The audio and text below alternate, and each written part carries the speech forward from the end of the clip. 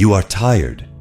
Not tired from work, not tired in your body, tired on the inside, tired of trying to put God first every single day and feeling like it's never enough. You wake up and the accusations start. You didn't pray enough. You didn't read enough. You thought about the wrong thing before you thought about Him. And then comes that voice. You're not surrendered enough. Try harder. Strive more. So you try again. You wake up earlier. You cut more things out of your life. You monitor every thought. And still, at the end of the day, the feeling is the same. I failed again. Let me tell you something that maybe no one in religion has ever had the courage to tell you. This exhaustion does not come from God. This weight is not holiness. It's a lie that turned your faith into a performance review that never ends. And today, through what the Apostle Paul actually wrote, I'm going to show you why you can rest.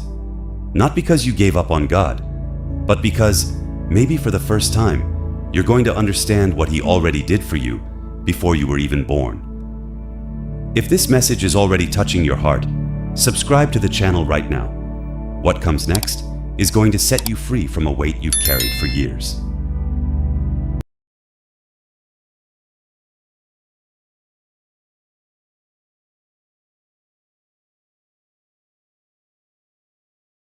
The truth that sets you free.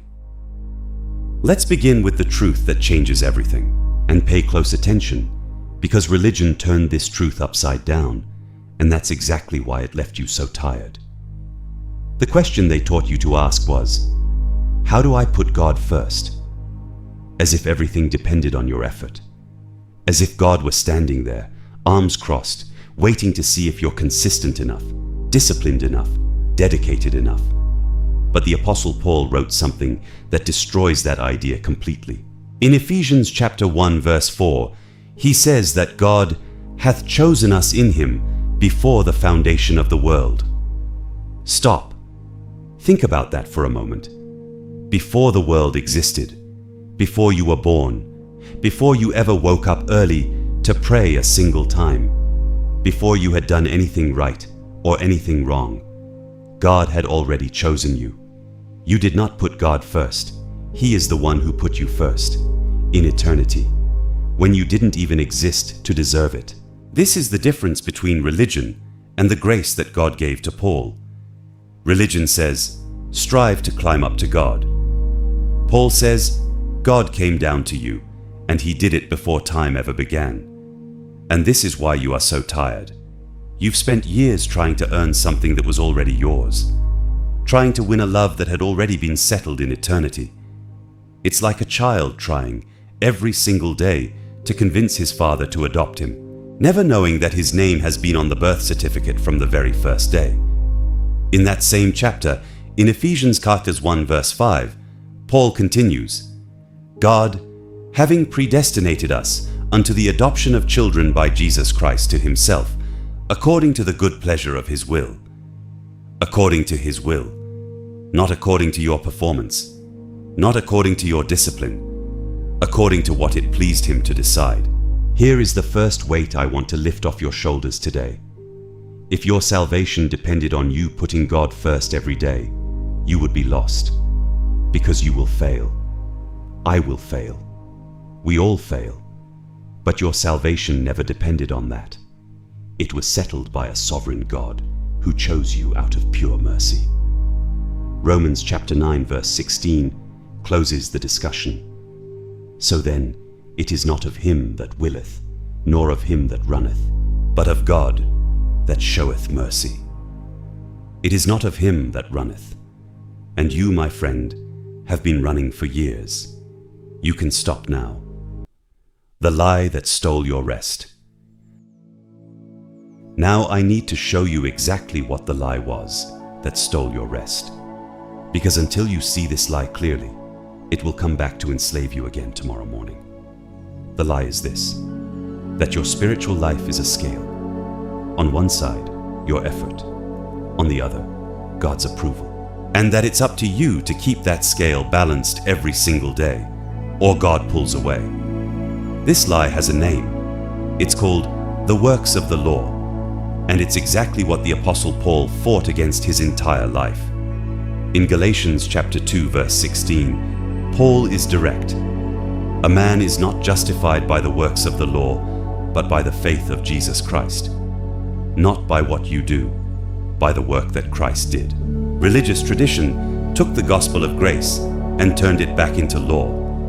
It traded, "It is finished," for "keep on striving." And you know the result well. Exhausted people, full of guilt, thinking that every hardship in life is a sign that they're not surrendered enough. But listen to what Paul asks the Galatians in chapter 3, verse 3. "Are ye so foolish? Having begun in the Spirit, are ye now made perfect by the flesh?" That's the question for you today. You began in the Spirit. You were saved by grace, freely. So why are you trying to hold yourself up by the flesh? By your effort? By your discipline? Let me tell you where your faith comes from. Do you think you're the one who decided to seek God? Religion taught you that you did. That in a moment of clarity, you used your free will and chose God. But Paul takes that apart. In Romans chapter 3, verses 10 and 11, he writes, "There is none righteous, no, not one. There is none that understandeth. There is none that seeketh after God. No one seeks. By nature, no one. If you have any desire for God today, any hunger for Him, that is not to your credit. It's the proof that He already worked in you first. Your desire to seek God is the evidence that He already found you. Free will, the way it was sold to you, is a myth. And what a cruel myth. Because if salvation depends on my choice, then it depends on the strength of my choice. And then you spend your life afraid that you didn't choose correctly, strongly enough, sincerely enough. Sovereign grace takes that fear away. You did not choose God with enough strength. God chose you with enough power. And His power does not fail. If this is bringing peace to your heart, leave a comment down below with the words, "Grace of God," and leave your like. It helps this message reach other exhausted people who need to hear that they can rest. Now let's keep going, because the most freeing part is still on its way. The finished work, the rest that heals. Now we come to the heart of it all, to the place where your tired soul can finally lie down. There is a word that Christ spoke on the cross, and that word should be written on the bedroom wall of every exhausted believer. In John chapter 19, verse 30, before He gave up the ghost, Jesus said, "It is finished, finished, done, complete, over." Not, "It is begun." Not, "It's almost there, the rest is up to you." It is finished. Think about the weight of that word. Everything that needed to be done for your salvation, Christ did. Everything you try to add with your daily effort, He already completed on the cross. When you wake up in the morning thinking you need to win back God's favor, you're trying to redo a work that is already perfect and finished. It's like trying to pay off a debt all over again, one that has already been paid in full. The receipt is already signed, and the one who signed it was Christ, with His own blood. Religion keeps you anxious because it never lets you finish. There's always one more thing to do, one more sin to conquer, one more discipline to keep. But the gospel that God gave to Paul teaches what you need the most: the end, the rest, the "it is done." And here comes the second chain I want to break today. The fear of losing all of this. Because even people who understand grace often live with a terror deep in their chest. What if I fall away? What if I can't hold on? What if I lose my salvation? Listen to what the Apostle Paul wrote in Ephesians chapter 4, verse 30. He says that we are sealed unto the day of redemption. Sealed, not borrowed, not on condition. Sealed with a set date for full redemption. The seal is not your hand holding on to God, which could slip at any moment.